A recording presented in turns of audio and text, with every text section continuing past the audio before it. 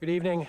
I'd like to call to order this meeting of the Peabody City Council Finance Committee. Present for the committee, Councilors Gould, Manning Martin, Rosignol, Turco, and myself as chair. Also present this evening, Councilors Welton, Masulis, Charest, Sasslaw, O'Neill, and Melville.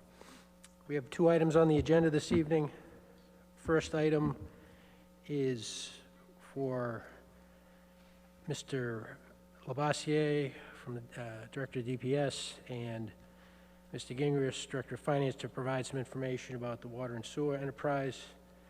And the second item is a transfer of funds for the cable fund expense in an amount of $203,011.65. Let's proceed with the first item. Mr. Gingrich. Thank you. Excuse me, Mr. Chairman. Yes, Councilor Manning Martin. Thank you very much. Since I put this motion forward for committee, if I could speak on it first and explain why I put it on. Absolutely. Go ahead. Thank you so much. Councilor Manning Martin. Thank you. And also thank you, Councilor McGinn, for putting this item on the finance agenda so quickly after I made it. I appreciate that. So yes, so the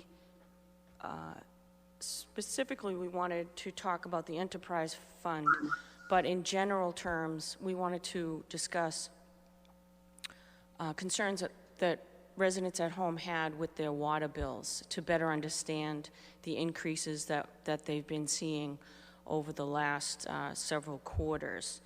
And a lot of things have happened. We had the water treatment fire. We had some increases that we had done in the past few years after no rate increases after 10 years. But more specifically, if we could explain the recent increases that I believe folks will get a better understanding if we explain the enterprise fund as it was created in 2019. And I think that we now may be seeing the effects of that calculation by utilizing that formula. And the purpose of the enterprise fund was for it to be self-sustaining and also to, in order to not have the funds come out of the property tax. So I just thought it was a good idea to have Ms. Labossiere and Mr. Gingrich come and explain those things, the history of what's been going on with our water, as a refresher to folks who may know and need a refresher, people that may not know. But I know that myself and many of my colleagues have fielded a lot of questions and concerns about the water rate increases, and we don't necessarily have answers for folks because it could be various issues, whether they're using more water because everybody's home for COVID, whether they do have a meter issue that the city needs to check out for them, or if it's the calculation of the enterprise fund.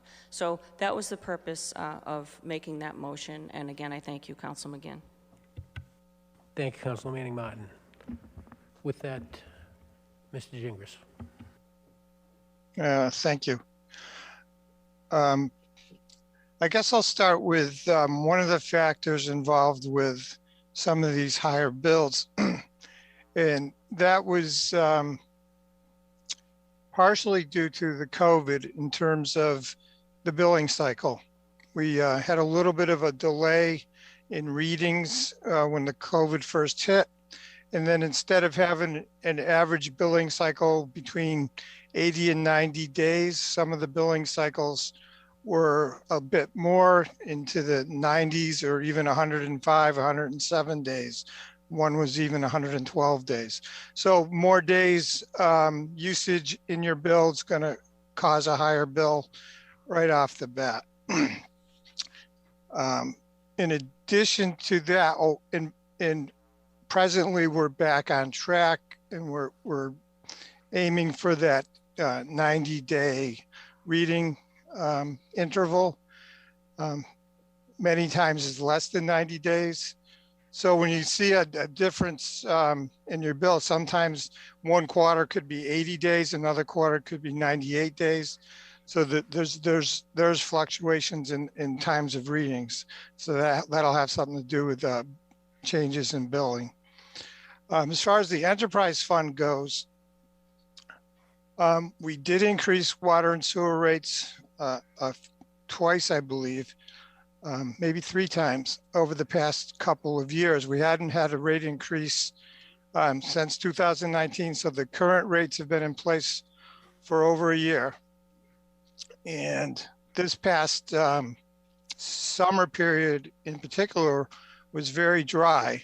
So there was higher usage in general, and I'm seeing that when I'm looking at the billing for this year. Almost every ward that's been billed has been higher than the previous year. And in addition to that, I can give you one other piece of information that we purchased water for calendar 2019 from the MWRA, and we purchased for that year 325 million gallons. The following calendar year through December 2020, we purchased 573 million gallons. So almost 250 million gallons more. Part of that's due to the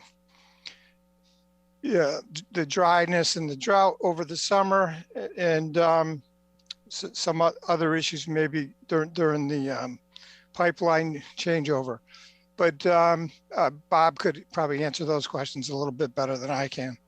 So that's sort of kind of a brief summary. The enterprise fund itself is self-sustaining, as Councilor Manning mentioned, so that the water and sewer billing hasn't really changed, but the revenues were taken out of the general fund and placed separately into a water and sewer fund. So all of the water and sewer expenses and costs are supported by the water and sewer billing. And collections to date have increased over the prior year, most likely because of the increased usage and people catching back up on bill payment. So that's what I have so far. There's other questions or questions of Bob. Thank you, Mr. Gingras. Mr. Labossiere, would you like to add anything? Good evening, councilors. I'd like to add that, this was a bit of a perfect storm this year. And the matter of fact that our rates increased at the same time we had a drought. So this past year was the highest we've ever produced water. We made record amounts of water this past year. So, with that and the increase in billing, I think that was a bit of a sticker shock to some of the residents. I'm not sure people realize the significance of their irrigation, especially during a drought. If they're installed correctly, the rain sensors aren't sensing any water, so they're just automatically turning these irrigation systems on. And quite frankly, a lot of people don't quite understand how they work. So they're not monitoring their systems. And I think they get surprised at the end of the year when they get their water bill. And a lot of these people do not have irrigation meters, and that exasperates the situation even more because now they're paying for water that is going through their sewer as well. So they're paying that price too. So I think that was a combination of issues that, affected the people and their high water bills. Thank you, Mr. Labossiere. Questions from the committee? Mr. Turco, Councilor Turco. Thank you. Through you to Mr. Labossiere. Bob, at one point, we were changing all the meters over to wireless, and for some reason, I happened to just notice that my meter was being read the other day, and it's not wireless. Did we stop that project at some point where the whole city wasn't done? Most of the city is done with the wireless. They do go through a certain amount of meters per year, changing them out, but there aren't too many left that don't have the wireless, or at least the outside touch read. Okay, and to that point, water meters, how often do we check the validity of the water meter? Only upon request from a resident, or, there is the possibility that a water meter can Very rarely. be in error? Yeah, very rarely do you ever find a meter to be in error. Usually it's the other way. Usually it would not read as much water as reading too much water. In my whole career, I very rarely have ever seen a meter that would read too much water. Thank you, Bob. And Mr. Chairman, through you to Mr. Gingrich. Mike, I know that we were kind of in the red a bit with water when you first presented the upcoming tax classification. Are we kind of where we should be at this point?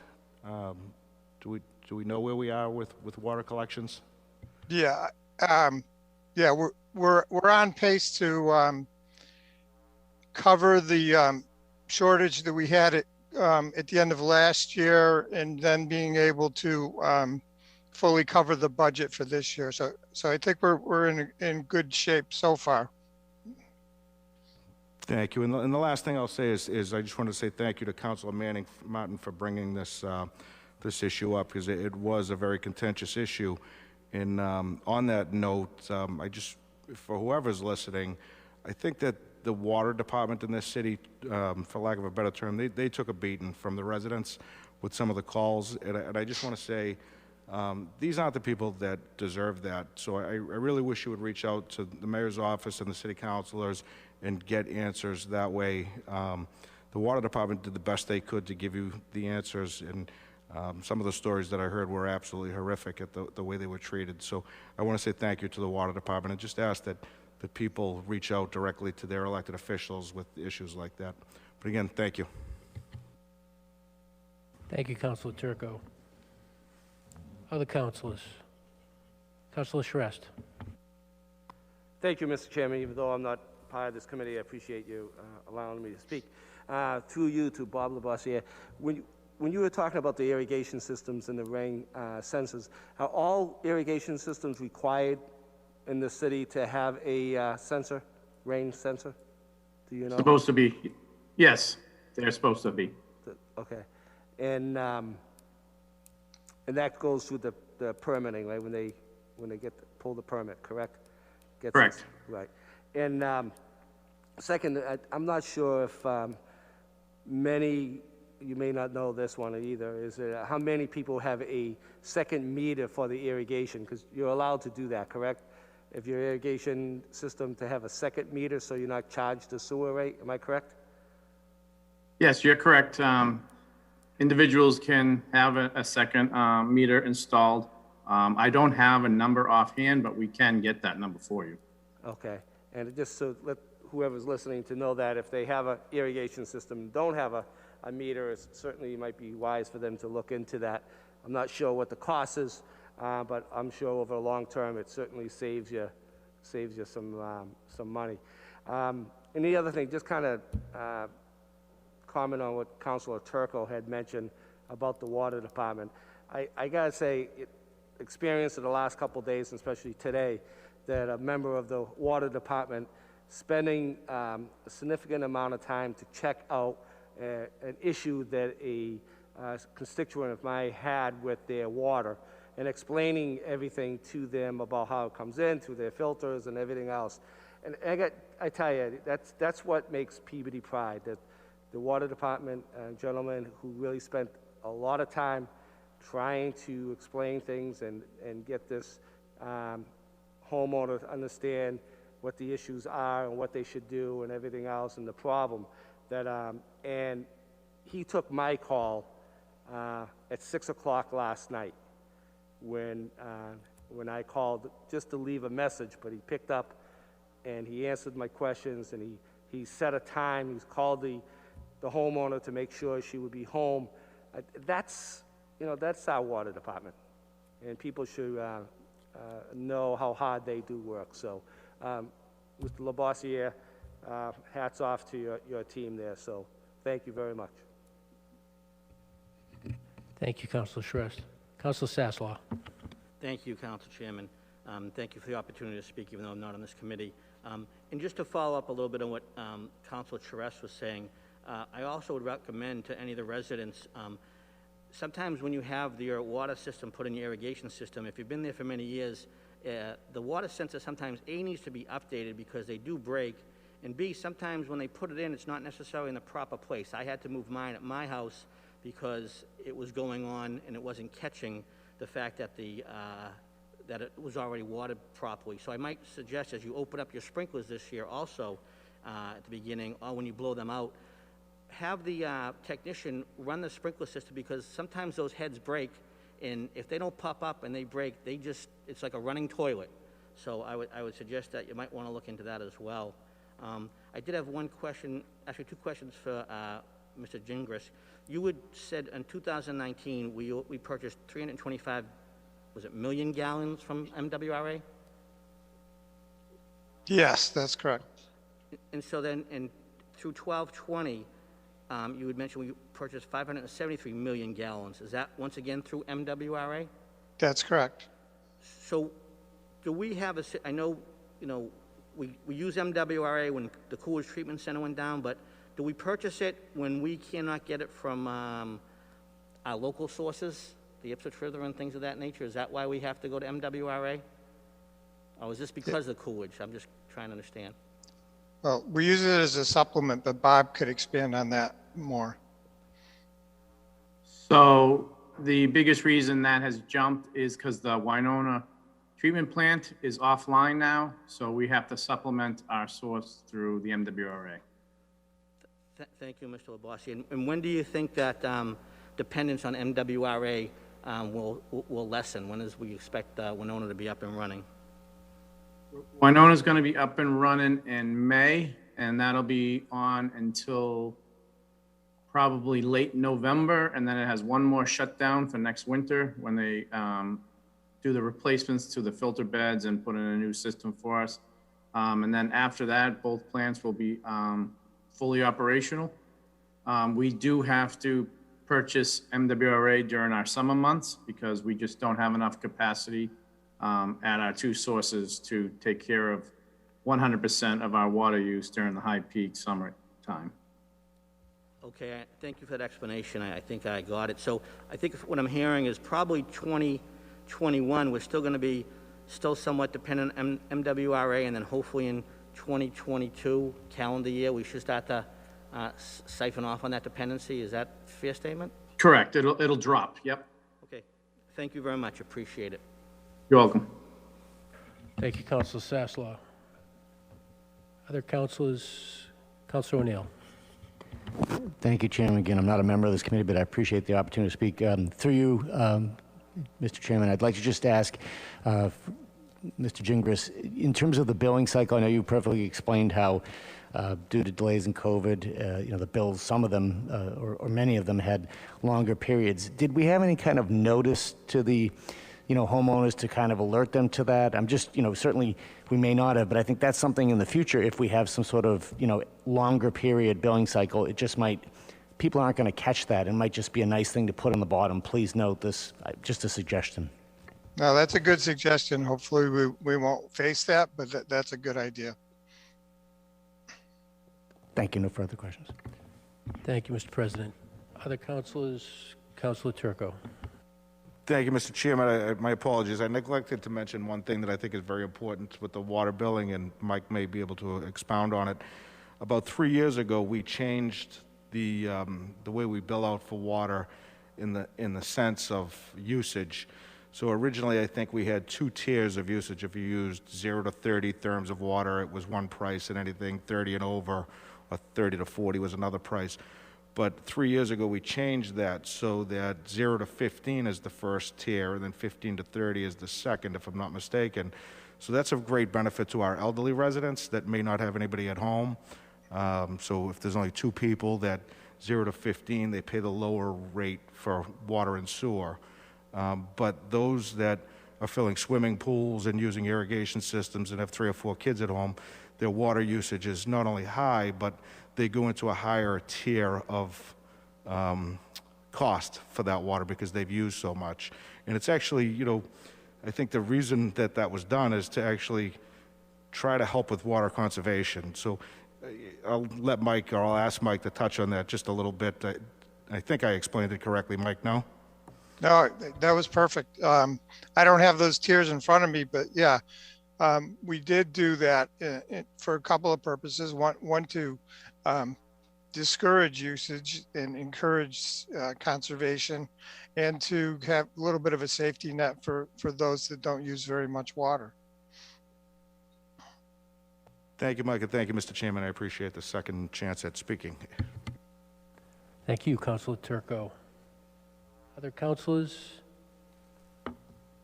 Seeing none, I'd like to thank Mr. Labossiere and Ms. Gingras for being here to address the council on this matter.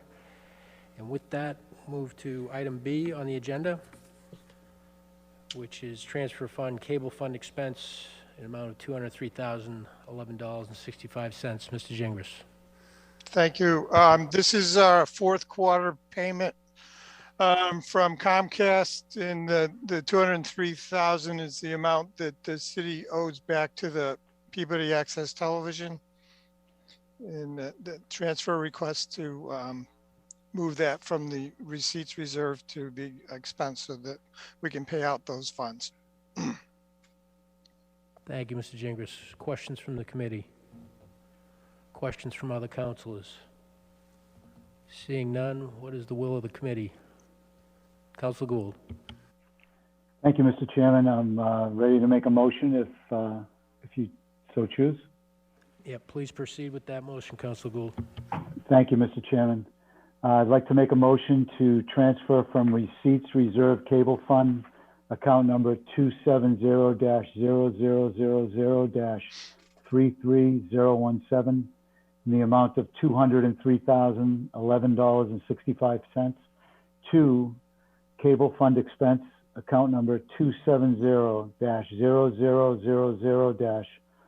270-0000-53007, in the amount of $203,011.65. So moved, Mr. Chairman.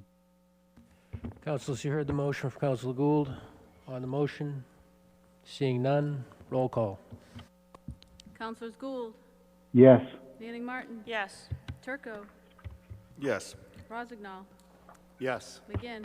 Yes. Motion carries 5-0. I'll entertain a motion to adjourn. Councilors, you heard the motion from Councilor Rozignol. Roll call. Councilors Gould, Yes. Manning Martin, Yes. Turco, Yes. Rozignol, Yes. McGinn. Yes, Motion carries 5-0. we are adjourned. Thank you, councilors.